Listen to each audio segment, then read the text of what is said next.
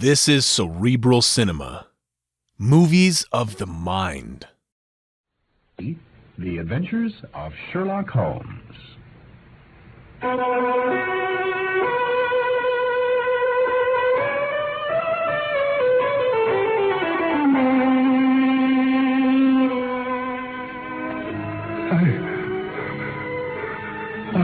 Father, what is it?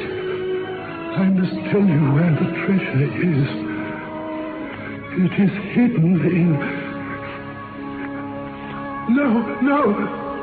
Keep him out! There at the window. What is it? That face! The sign of the fall. I can still hear those words echoing in my memory, for in a sense they changed my life. My name is Watson, Dr. Watson, and I was privileged to share the adventures of Sherlock Holmes. I will tell you how we first came across the sign of the four. I can see it still. Our rooms in Baker Street and Sherlock Holmes, and in such detail you will be there yourself, if I may collect my thoughts for just a moment.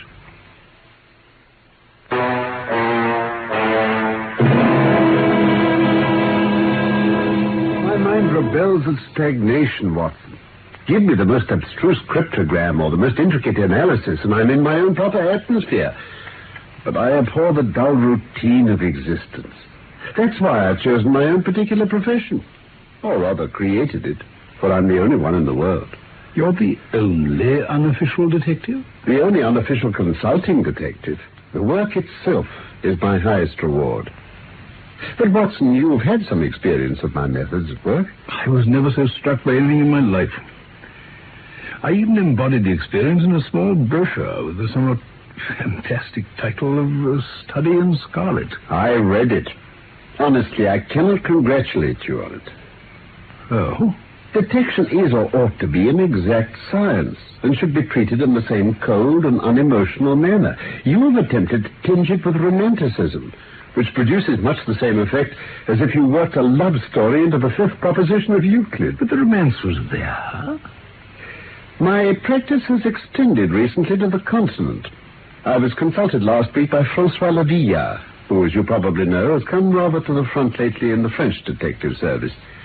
He's now translating my small works into French. Your work? Yes. I've been guilty of several monographs. Here, for example, is one upon the distinction between the ashes of the various tobaccos. In it, I enumerate 140 forms of cigar, cigarette, and pipe tobacco. 140? Here is my monograph upon the tracing of footsteps, with some remarks upon the uses of plaster of Paris as a preserver of impressions. But I weary with my hobby. No, not at all. But you were speaking just now of observation and deduction. Surely the one, to some extent, implies the other. Oh, by no means. Observation shows me that you've been to the Wigmore Street post office this morning. Hmm? But deduction lets me know that when there you dispatched a telegram. Oh. Observation tells me that you have a little reddish mold adhering to your instep. Now, just opposite the Wigmore Street post office, they've taken up the pavement and thrown up some earth which lies in such a way that it's difficult to avoid treading in it on entering. The earth is of this peculiar reddish tint, which is found, as far as I know, nowhere else in the neighborhood. Bravo. But how did you deduce the telegram? Why, of course, I knew that you'd not written a letter, since I sat opposite you all the morning. I see also in your open desk there that you have a sheet of stamps and a thick bundle of postcards. Well, what could you go into the post office for, then, but to send a wire? Eliminate all other factors, and the one which remains must be the truth. Dear me.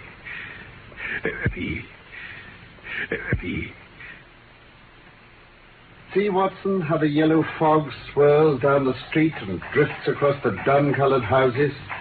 What could be more hopelessly prosaic and material? What's the use of having powers, Doctor, when one has no field upon which to exert them? Crime is commonplace, existence is commonplace, and no qualities save those which are commonplace had any function upon earth. What is it, Mrs. Hudson?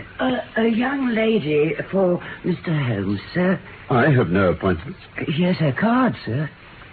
Oh, Miss Mary Morstan. I have no recollection of the name. Oh, very well. Ask her to step in, Mrs. Hudson. Very good, sir.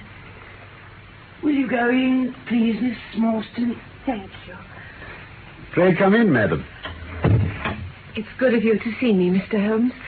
This is my friend and colleague, Dr. Watson. How do you do, Doctor? How do you do, Miss Morstan?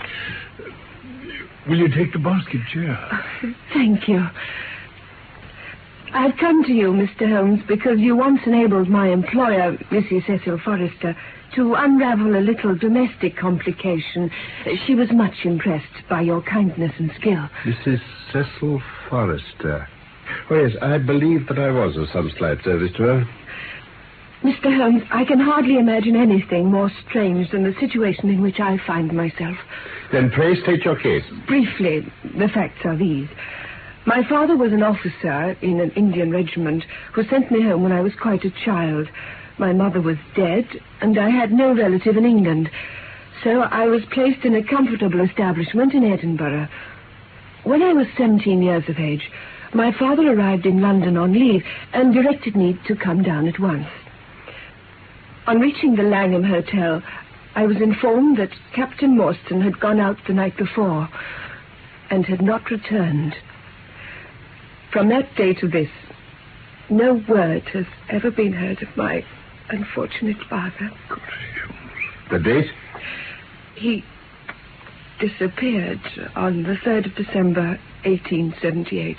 1878. Nearly 10 years ago. His luggage? There was nothing in it to suggest a clue. Had he any friends in London? Well, only one that we know of. Major Sholto of his own regiment, the 34th Bombay Infantry. Sholto. Major Sholto had retired some little time before my father came home. He lived at Upper Norwood. Upper Norwood? We communicated with him, of course, but he didn't even know that his brother officer was now in England. I see. I haven't yet described to you the most singular part. About 6 years ago, in 1882 to be exact, an advertisement appeared in the Times asking for the address of Miss Mary Morstan. 1882. I had just entered the family of Mrs. Cecil Forrester as governess, and by her advice, I published my address in the advertisement column. The same day, there arrived through the post a small cardboard box addressed to me. It contained a very large and lustrous pearl. Remarkable. No word of writing was enclosed. Every year since then, on the same date, there has come a box containing a similar pearl, without any clue as to the sender. You can see for yourselves that they are very handsome. This is most interesting. Has anything else happened? Yes. This morning I received this letter. Oh, thank you. The envelope too, please. Of course. Thank you. Postmark London, SW, date July 7th. Man's thumb mark on the corner. Probably postman. Best quality paper. Envelopes at 6pence a packet. Particular man in his stationery. No address. So what's it say, though, Holmes? Be at the third pillar from the left outside the Lyceum Theatre tonight at 7 o'clock. If you are distrustful, bring 2 friends. You are a wronged woman and shall have justice. Do not bring police. If you do, all will be in vain. Signed, your unknown friend. What do you intend to do, Miss Morstan? That is exactly what I want to know, Mr. Holmes. We shall most certainly go. You and I and... Yes, Dr. Watson's the very man. We've worked together before. You're both very kind. If I'm here at 6, will it do? You must not be later. No. Oh, there is one point, however. Is this handwriting the same as that upon the pearl box addresses? I have them all here. You're certainly a model client. Let's see now. These are disguised hands. But they're undoubtedly by the same person. Well, we shall look out for you at 6. Au revoir, then. Au revoir. Good afternoon. I say, what a very attractive woman. My dear Watson, it's of the first importance not to allow your judgment to be biased by personal qualities. I assure you that the most winning woman I ever knew was hanged for poisoning 3 little children for their insurance money. Yes, but in this case... I never make exceptions. An exception disproves the rule. Well, I'm going out now. I have a few references to look up. I shall be back in an hour. Oh, my dear Watson, there's no great mystery in this matter. The facts appear to admit of only one explanation. But you haven't solved it already. I've just found on consulting the back files of the Times that Major Sholto of Upper Norwood, late 34th Bombay Infantry, died on the 28th of April, 1882. I may be very obtuse, Holmes, but I fail to see what this suggests. No? You surprise me. Captain Morstan disappears. His only acquaintance in London is Major Sholto. 4 years later, Sholto dies. Within a week of his death, Captain Morstan's daughter receives a valuable present, which is repeated from year to year, and now culminates in a letter which describes her as a wronged woman. Why should the presents begin immediately after Sholto's death, unless it is that Sholto's heir knows something of the mystery and desires to make compensation? Yes, but the letter speaks of giving her justice. What justice can she have? It's too much to suppose that her father is still alive. There are certainly difficulties. But our expedition of tonight will solve them all. I think that's a 4-wheeler. Yes. And there's Miss Morstan inside. Are you all ready? I'm ready, Holmes.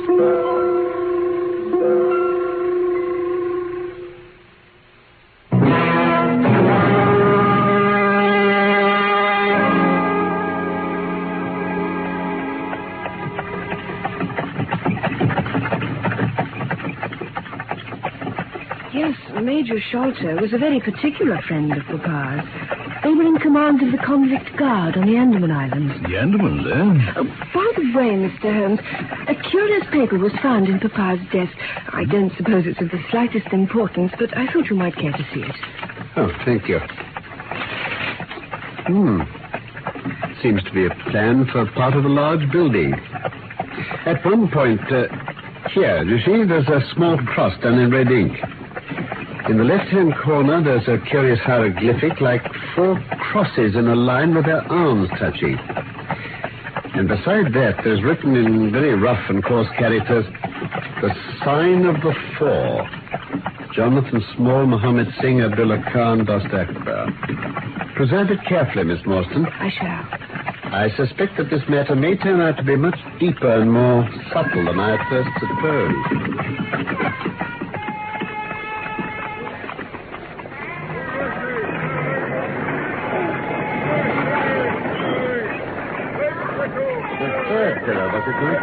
That's right.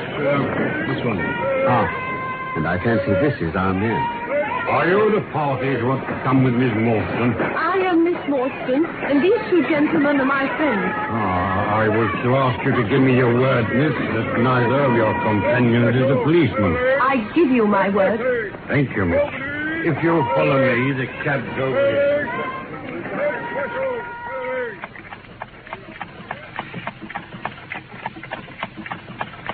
Oh, I lost my bearings ages ago. Wandsworth Road. I don't know how you'll do it, Holmes. Stockport Place. Cold Harbour Lane. Dear me. Our quest doesn't appear to be taking us to very fashionable regions.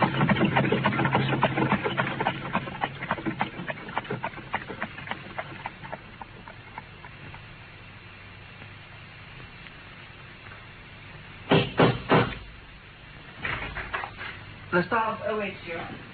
Show them his bit, Kippuga. Come straight into me. You are coming this way, please.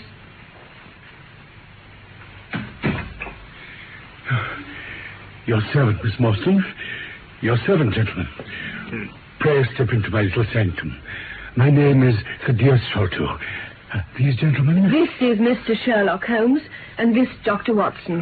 How do you do, sir? Oh, a doctor, eh? I'm a great sufferer, and I've long had suspicions as to my mitral valve.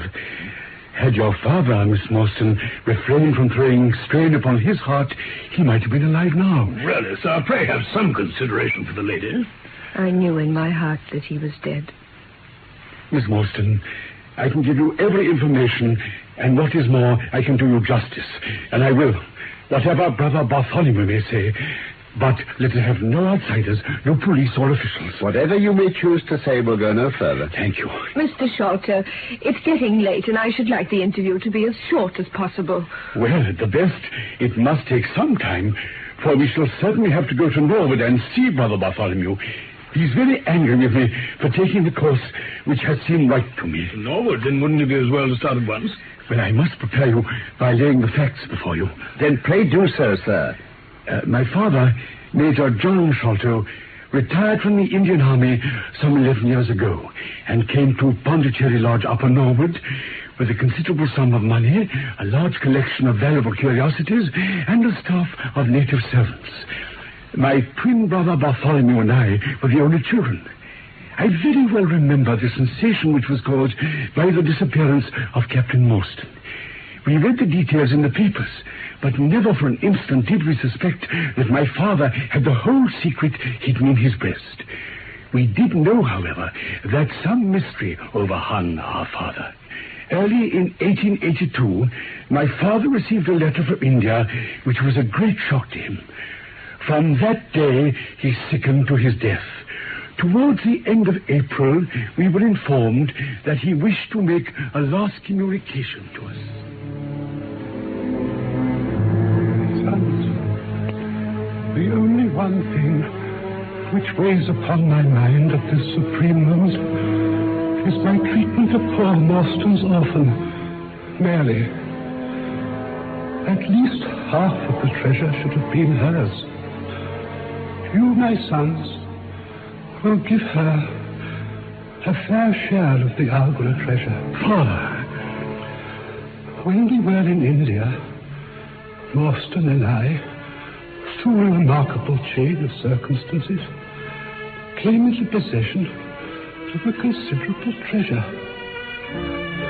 I brought it over to England, and on the night of Morstan's arrival, he came straight here to claim his share. We had a difference of opinion. Morstan sprang out of his chair, and then he suddenly pressed his hand to his side and fell backwards.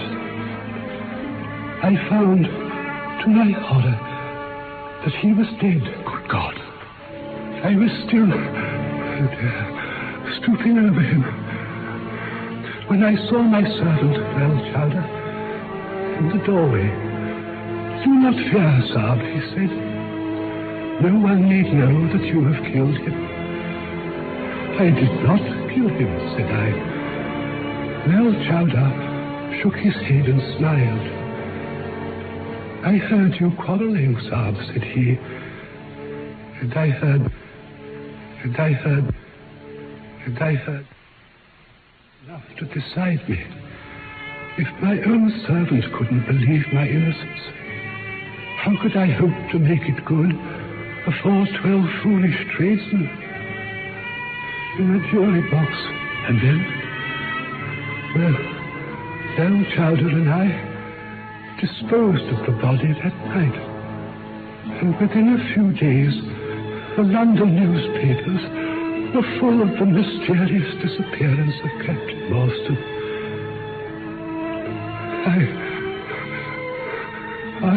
Father, what is it? I must tell you where the treasure is. It is hidden in... No! Keep him out! There at the window! What is it? That face! The sign of the four.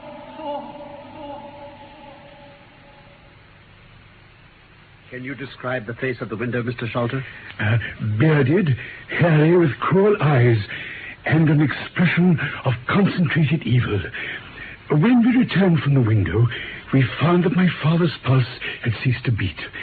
In the morning, we found his window open, his cupboards and boxes rifled, and on his chest, there was fixed a tall piece of paper with the words, "The sign of the four."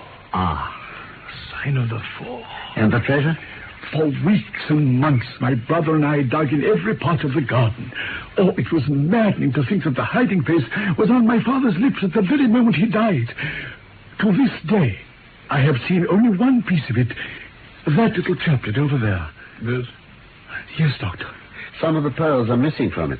Well, after my father's death, I persuaded Bartholomew to let me find out Miss Morstan's address and send her a detached pearl at intervals, so that at least we might make part of the restitution my father had wished. That was a kindly thought, Mr. Sholto. Oh, not at all. We were your trustees. Well, that was the view I took of it, though Bartholomew could not altogether see it in that light. So I left Pondicherry Lodge. And may I ask now, Mr. Sholto, exactly why you brought us here this evening? Because yesterday I learned that the treasure had been discovered. Discovered? It only remains for us to drive to Norwood and demand that Brother Bartholomew give us our share. I explained my views to him last night, so we shall be expected, if not very welcome. Mr. Sholto, you have done well. We had best put the matter through without delay. Very well, Mr. Holmes. A cab will be waiting outside. How did your brother find the treasure? Oh, Bartholomew is a clever fellow. He worked out the cubic space of the house. He found that the height of the building was 74 feet. But on adding together the heights of all the separate rooms and the spaces between, he could not bring the total to more than 70 feet. The 4 feet unaccounted for could only be at the top of the building. He knocked a hole in the ceiling of the highest room, and there, sure enough, the treasure chest stood in the center. He computes the value of the jewels at not less than $500,000 sterling. $1,000,000? Oh, no. Then Miss Morstan must be about the richest heiress in the country. I believe you're right, Watson. Well, let us be going. Perhaps we shall see for ourselves.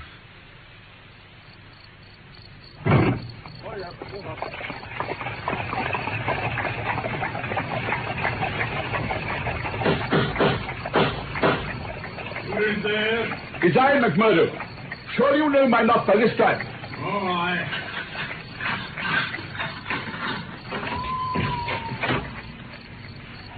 That you, Mr. Thaddeus?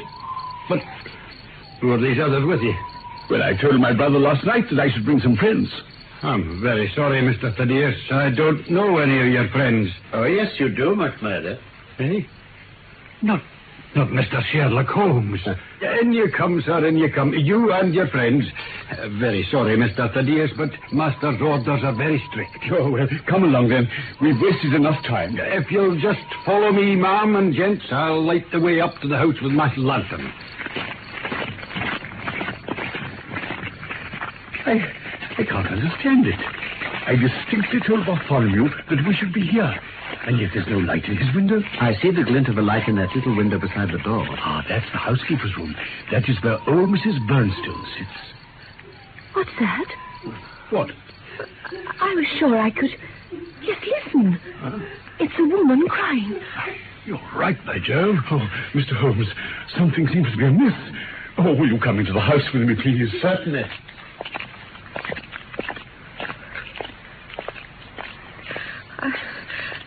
I think I'm a little afraid. Nothing to fear, Miss Morstan, I assure you. Would you care to take my hand? I do... Oh, yes. Thank you, Dr. Watson. There. Better now? Much better. Miss Morstan, I feel I feel we should follow them.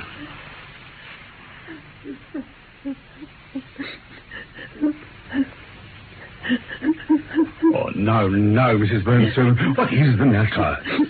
Oh, Mr. Thaddeus, sir, there is something amiss with Mr. Bartholomew. My brother? He's locked himself in and won't answer me. All day I've wanted to hear from him, and so an hour ago I went up and peeked through the keyhole. You must go up quickly. You must go up and look for yourself. Oh, dear. Give me your lantern, McMurdo, and you stay here with Miss Morstan. Yes, sir. Mr. Sholto, Watson, come with me quickly. No, There's his room, the fourth door on the left. How can we see into it if there's no light in there? Well, there's plenty of moonlight. Let's see. Good heavens. Something damnable. You take a look, Watson. He's just sitting there with a horrible smile on his face. He looks inhuman. Oh, dear me. The door must come down. Right. Together, then. Once again. Now, this time. Now we shall see. Oh, dear. Oh, dead. Oh, it's terrible.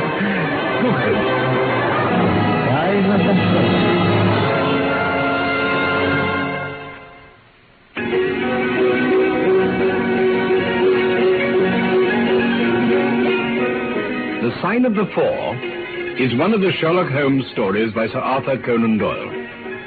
We're presenting it in 3 parts. You've just heard part 1. My name is Norman Shelley. My friend Carlton Hobbs played Sherlock Holmes, and I was Dr. Watson. Michael Hardwick wrote the script for this BBC production from London.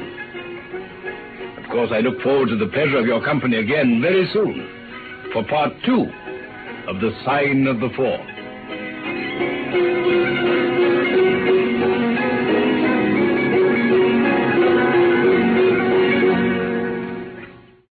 Cerebral Cinema hopes you have enjoyed this movie of the mind.